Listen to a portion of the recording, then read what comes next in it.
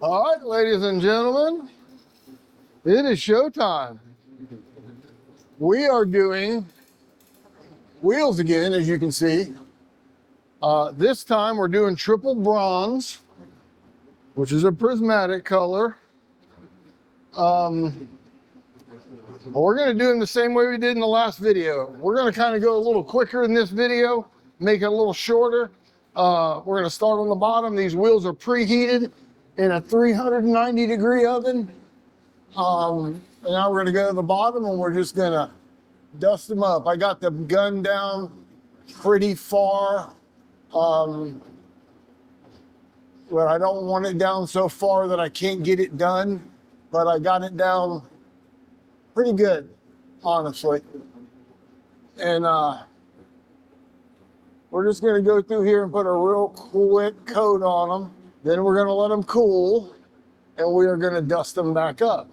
Not really looking to make a masterpiece. I'm just trying to get a little bit of the color on there, cover it up, and we'll be happy. And this is going to be one of those colors is going to be blotchy, boy, on the hot coat. Don't even worry about that. Don't look at that. Just cover the metal with it. Some colors are, whoo, boy, they'll be a Blotchmaster 9000. And this is one of those colors. The dark bronze colors are always blotching. Charcoal colors, always blotching. On the hot coat now, when you let them cool and dust them, all that's gone.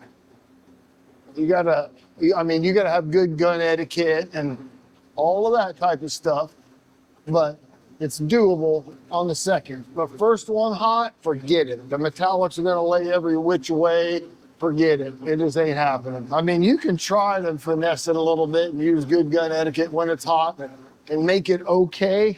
And I do. I try to make it the best I can. I'm not just gonna flog it on there any old way, but you just gotta make sure that you don't want to put too much on when it's hot. That's what's important.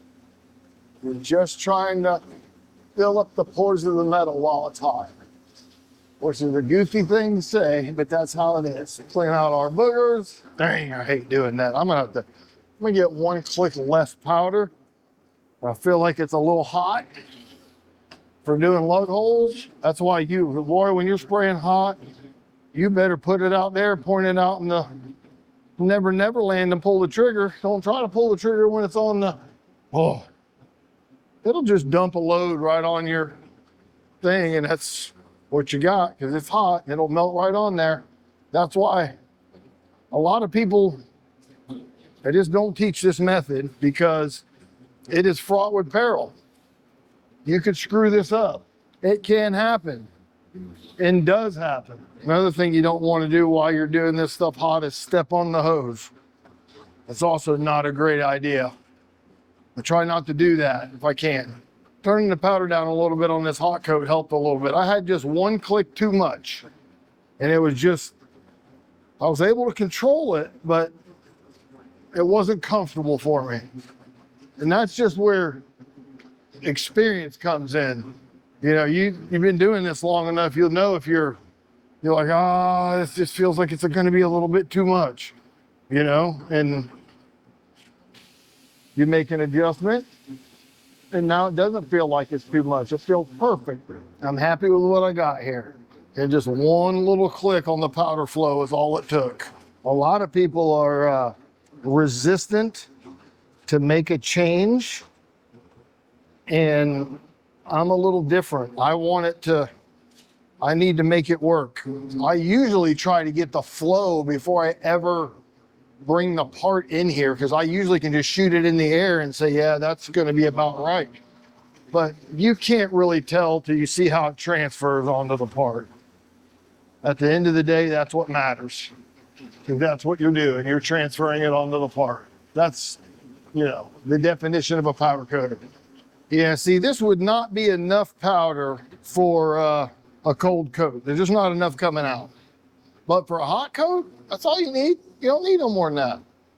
All right, so what we're gonna do is we're gonna let them cool, because I promise you they're hot. Well, let's do something. Let's go over here and get our I call it Shooter Gavin. You know, I don't know if you watch Happy Gilmore, but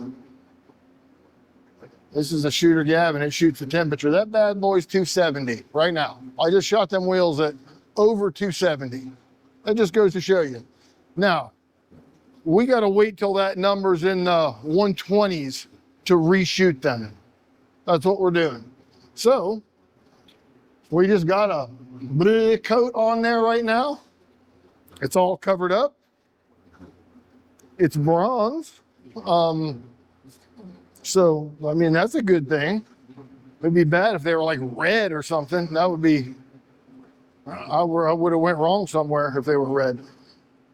But that's it. We're gonna let them cool and I'll be right back. All right, guys, we're back. The wheel's about 120 degrees.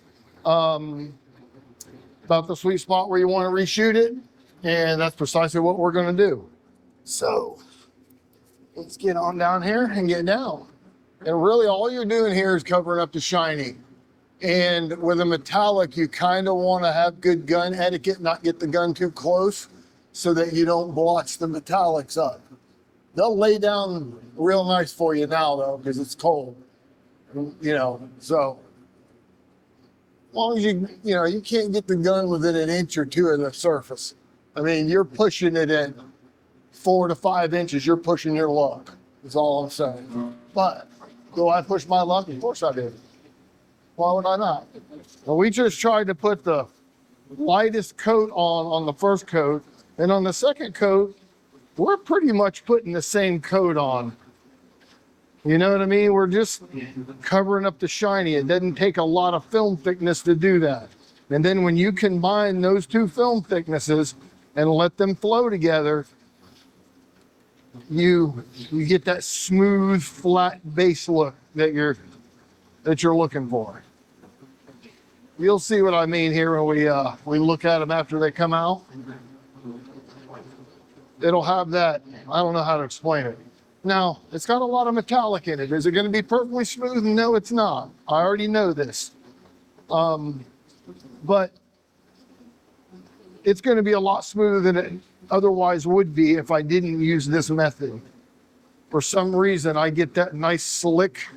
I mean, I was talking to the Tiger Dry-Lite rep this morning about it, and I explained to him what I do, and he's like, that's exactly the way we recommend you spray our, and we were specifically talking about black, but that's, you don't really hear people say that. And honestly, I want to say he's using they use different terminology. Let me call it different. Nothing's wrong. It's just different. They say gel is when it turns from a powder to a liquid. No, that's melt. The way the powders work is it goes through melt, flow, gel, and cure. That's the stages of powder. So your first stage is get hot enough to melt the material, to melt the particles.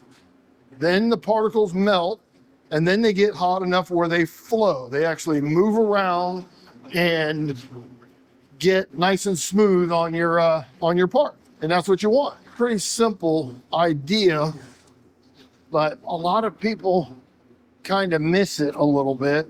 All right, we're ready to go in the oven with them. They look pretty good. Nice and even. I'm not crying about anything I see here. Just want to make sure I got everything in the corners. Looks good. Check my upper lip. Oh, looky here. Woo. Holiday, holiday. Let's just make sure. All right. We're looking pretty good. All right, we're going to go in the oven with these. We're going to pull this temperature up to at least 350. They're metallics. You want to make sure you gel them good so that when you put the clear on them, the metallics do not slide. This is a dark color. This is one of those colors that'll show the slide from here to the neck. Boy, look here. Just bring them up to 350 or higher. You know what I'm saying? You can Some people pull them up even higher than that, but I just like to get them above 350. So what I'm gonna do is I'm gonna put them in the oven. I'm gonna say, this wheel, probably 12 minutes, okay? That's on a short time. Then I'm gonna take Shooter Gavin and I'm gonna open the oven doors. I'm gonna shoot them. I'll pull it out, look, shoot them and see what the temp is. They don't come out till they're 350. That's just how it works. All right, we're gonna roll these in the oven and we'll come back and we're clearing them. We're ready to shoot clear. We got these things cooled down. I shot them, they were 120, they're a little bit warm, but that's kind of where you want them. And we're gonna put a little coat of clear on there. You're just basically turning her into a marshmallow. Getting her all fluffy looking. The clear goes on pretty darn easy. You know, and this is a dark color, so you can see it going on. It's not too bad. This is one of the things where it'll really show you about your gun distance, because you can physically see what I call the solar wind, where it like pushes the powder off. If you see that, that means you're too close. Ow. So that means you need to back up a little bit and that solar wind type thing will go away.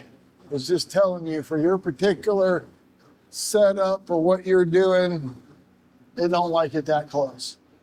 All right, so that's the bottom of the wheel, all marshmallowed up. We're gonna come up here to the top. I'm gonna spray this one wheel, then I'm gonna do the other one off camera because there's no sense in you watching it twice, honestly. All right, we're gonna do this about the same way. I'm gonna find the lug. I'm gonna start in the center, not lug, the valve stem. So I'm gonna start here in the center. I like to use the valve stem as a marker, just to show me where I'm at and where I've been. See, I see the valve stem there, so I stop. I don't go to that one. I don't know. That's just how I do it. You can use whatever you want as a marker, but it's nice to have it. If you notice, this thing's almost all the way coated on the top. See that? That's why I like to do it from the bottom. There's almost no chance of back ionization if you ain't pointing at it. You know, wrap does not back ionize. Not in my experience anyway. I've never seen it. Well, I guess I can't say that because it does a little bit on edges. Maybe it does back ionize. I don't know. Why wouldn't it? It's charged material. Shouldn't be any different than anything else. And it doesn't take very long to put the clear on. Just to tell you, if you got all your setup right and everything's happy, as you see, it goes on almost by itself, just jumps right out of the bucket, right on the part. That's part of it being also a good clear, you know, crap materials that don't have the right grind or whatever, they don't go on well. There's a variety of factors that go into how the material applies. Grind size, there's with metallics, is it a bonded metallic? Is it a dry mix? Is it, you know, there's a lot, just to say. I have a lot of subjects to do video on if I wanted to. That concludes the spraying of this wheel. And we will show you what it looks like when it's done. And of course, I'm gonna go over it and have a look at it and make sure, but I mean, the damn thing is damn near brown, and here you are where it's all white. I mean, how hard can it be to miss it is what I'm saying. Stevie Wonder can see if it's light, right? I mean, can you tell the difference between that and that? If not, stop powder coating right now. If you can't tell the difference between that and that, I'm sorry, this just ain't for you. You know what I mean? This is a good example of how well clear covers. All right, so anyway, I'm gonna stop jibber jabbering. I'm gonna do the same thing to that one, but you guys ain't gonna see it because you don't wanna see it. It's stupid. It was stupid when I did this one. Why wouldn't it be stupid when I do that one? That's what I wanna know. All right, well, exactly, yep. Okay, that's the finished product for you. Nice looking wheel. Pretty good. Got a lot of metallic in it.